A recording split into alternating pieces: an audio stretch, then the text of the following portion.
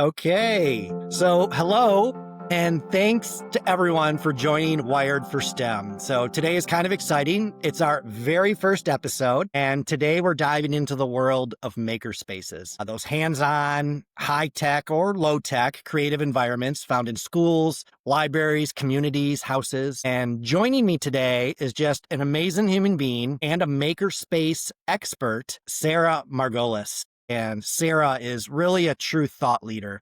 She's an expert in the design and purpose of makerspaces.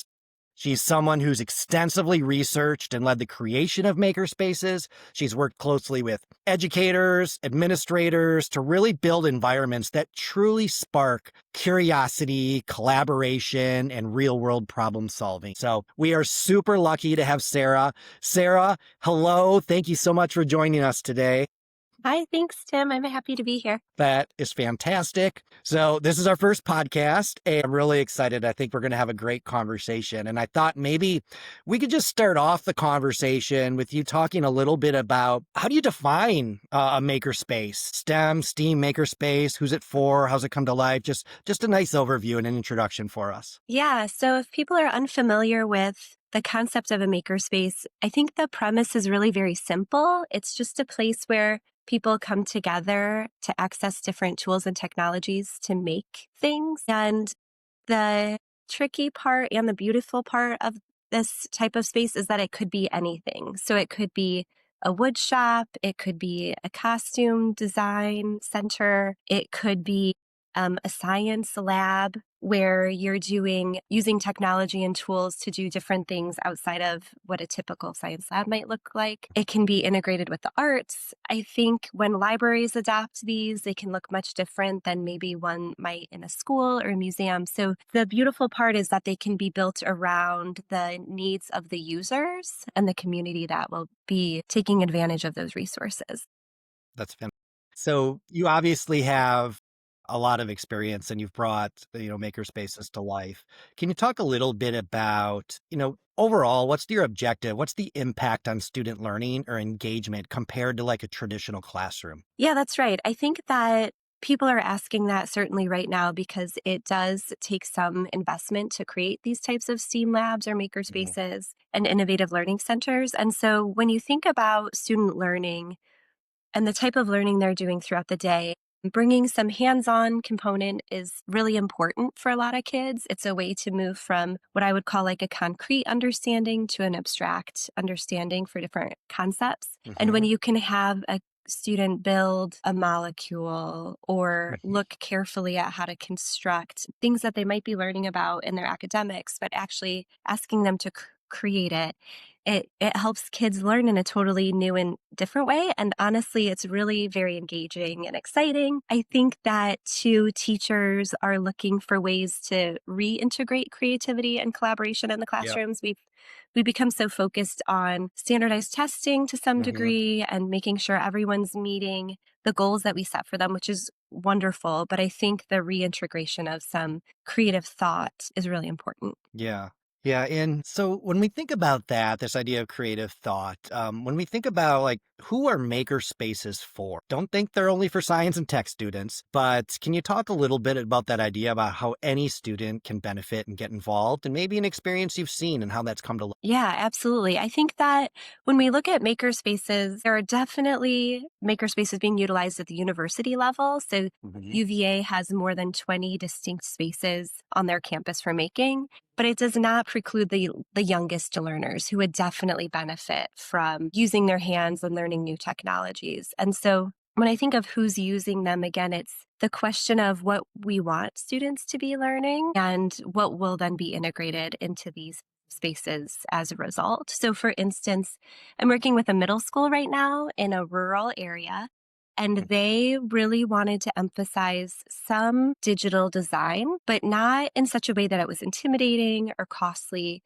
or um, time consuming. And so Mhm. we worked really carefully on creating the scope of the project to be sure that what we were asking students to do was navigable with really very little instruction, but Mm. had like a fun yield and a great result that kids would be excited about. So where we landed with this particular space is the one tool they bought is a vinyl cutter where kids can go in and make simple two-dimensional designs that can Hmm. support their maybe literacy. So if they're reading a book, they Yep. could make like a motto or a logo for the character, for instance, and then actually create it and put it on their reading notebook and have some projects of personal interest Yep. aligned with their learning. That's awesome. It's really Yeah. great. You talked about middle school. You also talked about university level. How early can students begin using these maker spaces, and what have you seen from like the earliest and then even, through middle school, and how are they different? How do they come to life differently? Yeah, I think the youngest learners are more likely to want to work with their hands immediately. So, Mhm. in the spaces, you might have things like clay, maybe some really simple circuit toys like snap circuits or paper circuits, right? Where Mhm. kids can immediately get hands on, minds on, and start playing around. And I think younger students are so good at Yeah. this really important piece of playing, which can be harder to encourage older students to do because they might have a task in mind and they just want to get to the end of the project. Your kids are so naturally curious and playful. It's really wonderful to see how they engage in a space. But I would say that as students get older, they have more technical and content expertise and fine motor skills if you're using hands. But Mhm. digital design does include some level of knowledge. And so I would say that that's something that teachers help with. Like when I've worked with kindergartners who maybe can't even read, Mhm. having them understand how to navigate the design space, how to pick their colors. You actually don't need a lot of what we think of as reading. You just need to learn how to read the symbols. So younger students definitely can do that, but the teacher will be certainly more involved at a younger age. Whereas at the university level, we have science students who are 3D printing models of different components to help them study, right? Like Yeah. a heart, and then they can take it apart and put it back Oh, together and make wow. sure they know the pieces of it. Another person has 3D printed a model of a plant to better understand how that plant like reseeds itself in the Hmm. environment. And so I think that really the opportunities are endless as long as you Yeah. have people in the community who are willing to be playful with what they're teaching and learning. Yeah, that's fantastic. And you went through a couple different examples of how these things come to life and how they engage Mhm. different types of students or different types of individuals. And some kids I think don't see themselves as techie. Some kids may not see themselves as creative, and I think that's probably an inherent challenge of making sure you build this space so it appeals to everyone. How that seems kind of hard. How do you do that? Yeah, that's a great question. I think that you want to be sure to give all kids access. So what we would call that in education is a low floor and a high ceiling, meaning Okay. everyone can start out on a low floor and have access to all the ideas and tools, but the ceiling, maybe there isn't a ceiling. And so kids can really take off and do what they like. But great ways to do this are to purposefully engage students in distinct learning activities to start. So Mhm. I'll give you like a metaphor, right? When I was learning to sew, I didn't just sit down with a lot of projects and then decide which one I was going to do. I started very simply with Yep. small patterns, right? Like less ambitious. The Yep. directions were very clear. And as somebody gets more familiar with a craft, they're able to take patterns and modify them or create their own. And so this idea that in a makerspace, it should be self-directed, but kids can also be taught how to use the tools in a very safe way so that when they have more creative time or more of a flexible assignment, I'd call it, they feel comfortable in that they know how to use the things that they're being asked to use. We do see some inequity in research between students who have grown up around this type of technology and can easily see themselves there and get into that kind of learning space versus kids who don't. So if teachers are thinking about doing this kind of work, it's really important to have a way to invite and engage Yeah. beginners as well. Yep. Oh, that's great. That's great, Sarah. And if I could sort of continue that a little bit, we talk about the evolving role of STEM, but the addition of A for STEAM. And right, I think still a lot of people, even myself, it just STEM rolls off the tongue, but really it's STEAM and it's bringing the arts into these spaces. Because I think the tech, that's sort of an easier get for people and all of that. But can you talk a little bit about Originally it was STEM. What led to the inclusion of A for the Mhm. arts? And Mhm. how is this arts component actually integrated that you've seen really to amp up the design creativity and other things? Yeah, I think that the art integration is being pushed by the arts community and for good reason. I Hmm. think it's difficult when you look at how integrated STEM learning is supposed to be. So, STEM is not science, tech, engineering, and math distinct. It's supposed to be a blend of all of these subject areas in one. And Hmm. so, the integration of arts makes a lot of sense because if you're designing something for an audience using the engineering process, maybe you're solving a problem, the people you're doing it for are also important. And I think arts is a really great way to get at the empathy and the understanding and the consideration of audience that maybe we don't often consider when we think of like the hard sciences or Hmm. engineering.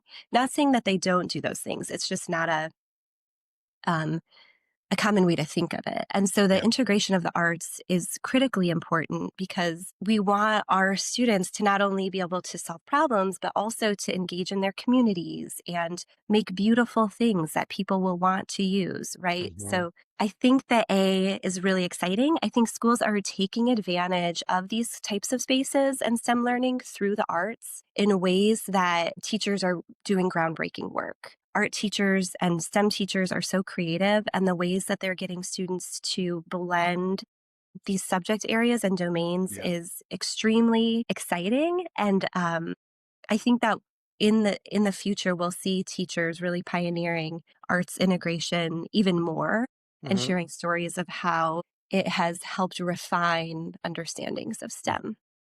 Where would you say sort of the development of the arts into traditional STEM spaces? If that was a curve, where are we on that curve? Yeah, I think that that's a great question. I think that it depends on who you're talking to. I would say that people who are specific to engineering maybe certainly Hmm. see STEM through an engineering lens, for instance, where Yep. you're really working with the engineering design process and focused on that and then integrating science and technology and math as needed. I would say that, like, I have friends who were art teachers and they got a new charge from their district office in which they also were teaching STEM. And so I think they have a totally different view because naturally they are going to prioritize the arts and then integrate STEM, right? Yeah. So I definitely think it depends on who you're speaking to. I think that this idea, though, Edward Clapp is a researcher from Harvard, and he talks about this idea of participatory creativity Hmm. in that individuals alone don't often do all of the creative work. They're standing on the shoulders of other people and getting feedback. And Yeah. so when I think about it from that lens, that creativity and the art piece is very important. And I think Hmm. inherent in the process is just getting the recognition for arts within STEM that can Yeah. be tricky. Yeah, I can imagine. I'm sure you have folks who are sort of, focused on that STEM and kind of what you said, who you talking to maybe makes a real difference there. And I think there could be some folks I've heard of like, the arts kind of waters down the science or the tech Mhm, focus. mhm, But I'm not an educator, right? I lead marketing and I lead innovation, but creativity, I would just think in the arts, it just makes it all so much better and mhm. more advantageous for everyone to have it part of it.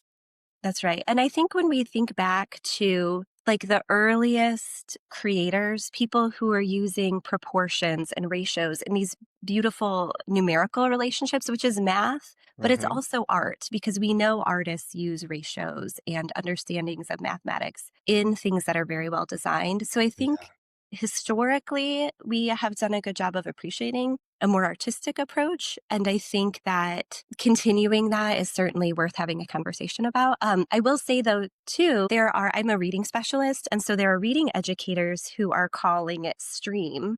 And now we've added reading. And so I think this idea that we're integrating subject areas into learning by doing Yeah. authentic projects that are really Yep. exciting is Yep. appealing to all educators. Yeah. Yeah. Yeah. Fantastic. That's great. You mentioned a little earlier about, some aspects of some maker spaces and the elements for, lower ages all the way up to higher. Can we talk a little bit about, designing maker spaces that work really well? You've done a lot of this. You've come into situations to improve, to create from nothing, from scratch, all of that. Can you talk a little bit about, and I think this would be really helpful for other educators out there, what are the key elements in a well-designed makerspace, something that really works that you've seen? Yeah, I think the two main considerations I encourage people to think about are sustainability, which I'll talk about first, but also safety. Sustainability is inherent in the community you're building around the space. For instance, if there's a champion of one of these technical or innovative learning spaces, and they end up leaving the institution, whether it's a school or a museum or library, then oftentimes that space is not utilized to its full capacity because the champion has left. And so when I work with learning communities, we talk a lot about the stakeholders who Hmm. should be involved, including teachers, I guess most obviously, administrators, Hmm. students, and teachers and community members. So really this wraparound approach where stakeholders of various roles can come together and have some decision making over what's being purchased. If we're buying things for students, it makes sense to me at least to have students Hmm. say what they'd like to do within that space. And if we're buying things for teachers who will use them in the classroom, it makes sense Hmm. that we're also including some wide variety of teacher perspectives. So I would encourage people to think about who are the stakeholders, who will be champions, plural, for the space. So Hmm. even if one person has to move or students, move on with their academic careers, there's Hmm. still a really robust learning space happening. And I think that in terms of sustainability too, you have to think about costs and time. So makerspaces can get expensive. And if you're buying really high-end technology that uses expensive consumable materials, that might make it less sustainable because there's also maintenance of the machines, Hmm. and things like that. So I always encourage people to start small and maybe even a little simpler than what could be seen as like a really attractive way to start. Like we often Yeah. want to start with all of it, right? But Right. starting small really helps you learn the tools you're getting so you can maintenance them and support them and get the consumable materials replaced in a timely way. If Hmm. you go too big too fast, it can become a big managerial project. Yep. And teachers already do so many things. So I think that is certainly a consideration just to start small. And then safety is really important. We've worked with schools that didn't know about proper filtration, or didn't have proper ventilation for spaces. The more you pack in to a space, like for instance, 3D printing used to give off some fumes anyway, but you want Yeah. to think about all aspects of safety, even the Hmm. unseen parts, because the end goal is, of course, that students are successful, teachers are successful, people are learning. And Hmm. in order to do that, there should be high visibility, lots of Hmm. ventilation, proper usage of technology. Hmm. So those are definitely important considerations. Yeah. Yeah, absolutely. So in designing this space, I know, for everything that an educator does, it's to teach the students to meet requirements and standards.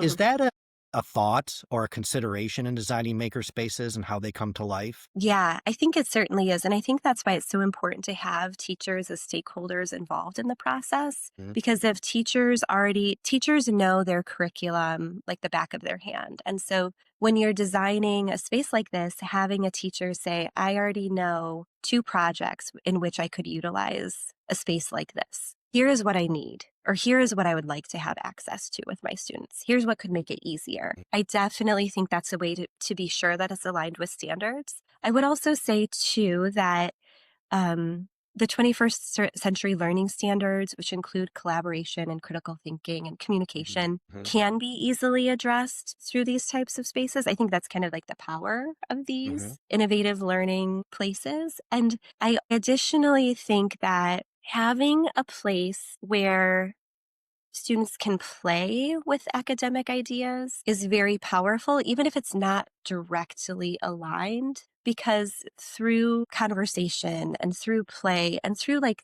investigation, kids can learn beyond what maybe the teacher expects. And so there's certainly a range of learning that could happen, but Yeah. if designed well with curricular ends in mind through interviewing the teachers, you can be definitely certain that standards will be addressed. And like realizing all those other soft skills are really important too. Right. So you talked a little bit about, teachers, they're the catalyst. Hey, we'd really like to bring this to life. They get the support in the school. Have you seen any examples of leveraging the community and how that can help support and maybe accelerate or change or bring it?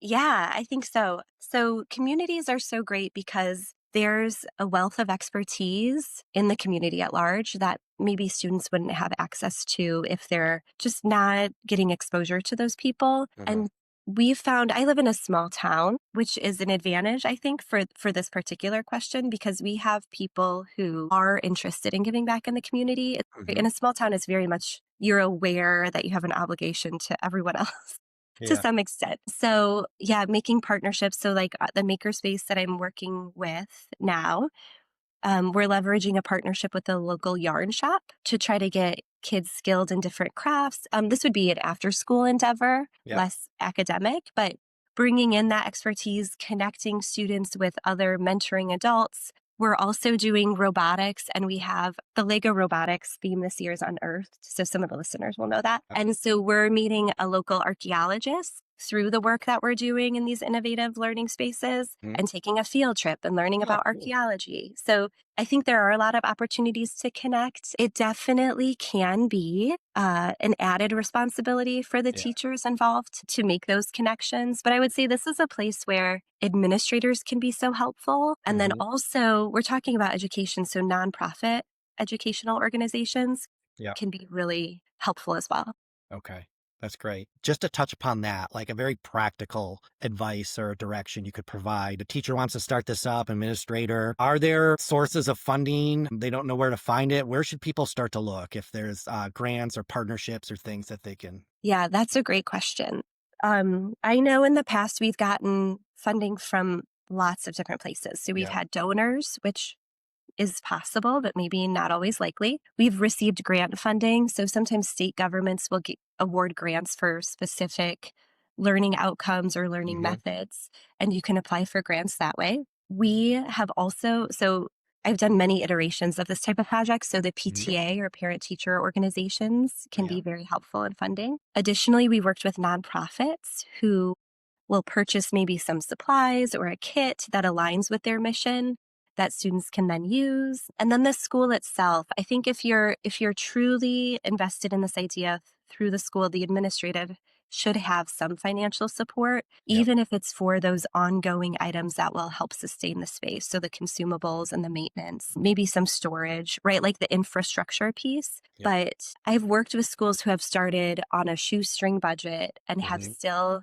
made very welcoming, organized, and adequate spaces for their students. Yeah, that's awesome. So I have a question about the future. So you've done a lot of work, but where do you see the future of a STEAM maker space going? Maybe, short term and longer term of how Yeah. it's evolving. Yeah, I think that AI certainly will begin to be more integrated into these types of Yep. spaces. So at the university where I work, we have an AI makerspace setting Oh, where wow. students and professors can go in and play with AI and make things that they might not be able to make on their personal devices. So I definitely think the integration of emerging technology will take Hmm. place through these spaces. I think something I haven't touched on that's important too is these types of learning centers have a myriad of materials and resources, not specific to any particular domain or even a craft. So you'll see a wide range of things available often. And what the beauty there is that I think we'll see a lot of innovation come from spaces like this, where you're getting people saying like, "Oh, I'm familiar with this, but I'm not familiar with this other thing. How can I merge them?" Right? Like that's where new ideas come from. And so as more and more educational institutions build out these types of learning centers, and really companies are investing in them too, I Hmm. think we'll continue to see innovation that comes from kind of like the cross section of merging different technologies, tools, concepts, skill sets from different fields. Yeah. I would think it's incredibly exciting of what the future holds for these spaces, not just withholding the technology, but the creativity of integrating all these different things that are going on in our world today. Right. Super, super exciting. So getting like super tactical, Sarah, a little bit, Mhm. like what advice would you give? What are the three things someone should know about thinking about, I want to get started. What should I be thinking about? What comes at the top of your mind? Uh, yeah, I think any teacher would probably naturally start with the end in mind. So, where do I want to end up? Where do I want students to end up? That's the place I go first as an educator, right? Like, what are my end goals and how can I help get myself and students there together? Mhm. I think that would be front of mind and really important to think about. And that helps set the mission and the purpose for the space. Then I would consider things like safety and access. So Mhm. if you're working with young students, basic classroom design is you want everything highly visible, but Yeah. also in terms of the environment, you want things visible to students, right? Like you want them to be able to see all the things that they can participate with. Well, actually, maybe not, but maybe some purposeful placement of materials so they can see what is available. And the safety in that you're by setting up a really great learning environment and Mhm. having some control over that, it's safer for students to go out and engage in that Okay. environment and be successful.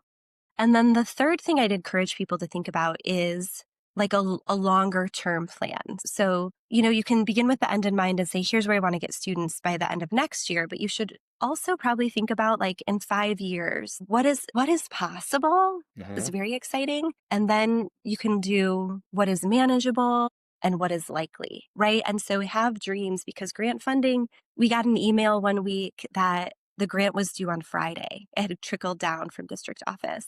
And we were able to write, I say we, the teacher actually did it, so I have to give her credit, but the teacher was able to write the grant because we knew in the long term where we were headed. And Okay. so it wasn't hard to pull that down Okay. and access grant funding. So those would be the three tips I have Nice. in starting a space like this. I love it. That's awesome.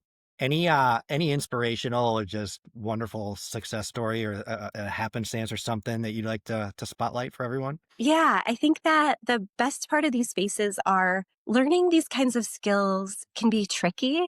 And so students sometimes get frustrated, right? Like it's hard. The thing they're trying to build is like collapsing or it's something's not lighting up or whatever. And I think the really valuable part here is that because it's kids are doing it because they're interested. And so when a child finally figures it out, celebration that happens is so great. And the learning is phenomenal because not only have they learned how to do that one thing, they've learned to like struggle. I mean, struggle a little bit, right? Like struggle can be productive. And it's okay that it didn't work the first time. And Yeah. it's great that you kept trying. And so the excitement that kids have when they are learning that about themselves and being successful, I think is so powerful. Somebody can see how you feel and feel really passionate. It comes to life and a big smile. And I bet it's just the biggest payoff in the world to see these Yeah, things in action and kids discovering, problem solving, and that's right. really building confidence, right? Right. Right. Over time. It's just spectacular. And I think it's just more needed than ever, as we talked Mhm. about with the That's right. technology and how it's evolving. So I Mhm. know we touched upon many, many, many topics, but any final thoughts or anything from you, Sarah? Yeah, I think that when you think about these spaces, when I talk with teachers, they can seem intimidating because Yep. one assumes that you have to have a high level of STEM expertise, perhaps. But I would encourage you to, if you're interested at all in developing these types of spaces, work with your colleagues, explore skill sets. Everybody makes things, whether it's food Yep. or crafts or whatever. And so I think this idea that it doesn't have to be intimidating, you can start small, align it with a project you're doing, and you can have a really great impact for kids. I've had kids come back. I'll tell you a quick story. Yeah. So I did sewing, just hand sewing with kids. We were talking about systems and how things are Uh-huh. put together. And so one of the lessons was like, here's a method of putting things together that you might not be familiar with. And there were two little boys, and the boys came back and they were like, first of all, that was the first thing they told their mom when they got home. And then they came back and they had like practiced, Yeah. right? This idea that you never know, like I didn't think that would actually be a favorite lesson. I just thought it fit well and was kind of a life skill, that I had reasons Yep. in mind for doing it. And the kids loved it. And it had this big impact. And I was like, I did not know the impact that Yeah. something so small could have. I love it. I love that story too, because I actually love sewing. People are very surprised when they hear that, but my mom taught me by hand and then to work with her sewing machine. And what a great engineering marvel a sewing That's right. machine is, right? Like truly incredible. And yeah, I think back my first time in home economics sewing a little bag, and I just loved it. And I continued to enjoy sewing whenever the kids need something. I'm like, I'm there also. That's right. That's Such a right. great It's story. I love it. yeah, and it's the integration of these life skills, right? That we're teaching kids not just for the work ahead of them this year. Yeah. We're helping them learn all the things, well, not all the things, but a lot of the things that they Yeah. could really benefit from knowing later. My gosh, so true. Like really discovering how the world works, right? Right. From gears to circuits to Hmm. electronics, stability to all these things of building. I just love it. And you're really teaching kids how the world works with maybe That's right. them not even really knowing it from a very early age. Right? And in a really fun way. Yeah, yeah. No, 100%. That's so fantastic. Well, Sarah, this has been amazing. First episode. You're the best, the Thank landmark. you. I just can't thank you enough for your time. I know you're incredibly busy, and I've gotten to know you a little bit through some work that we've done together. And I've just been so impressed with one, your passion, Thank your you. knowledge, and your ability to bring this love. A pleasure. Thank you for inviting me. So that's it for our first episode of Wired for STEM, all about makerspaces. And if you guys enjoyed this, please follow or subscribe wherever you get your podcasts. And if you're feeling super generous, leave us a quick review. It will help others find the show with the fancy algorithms. So thank you again. I'm Tim Conlin, and thanks for listening to Wired for STEM. All right, take care. Bye bye. Bye.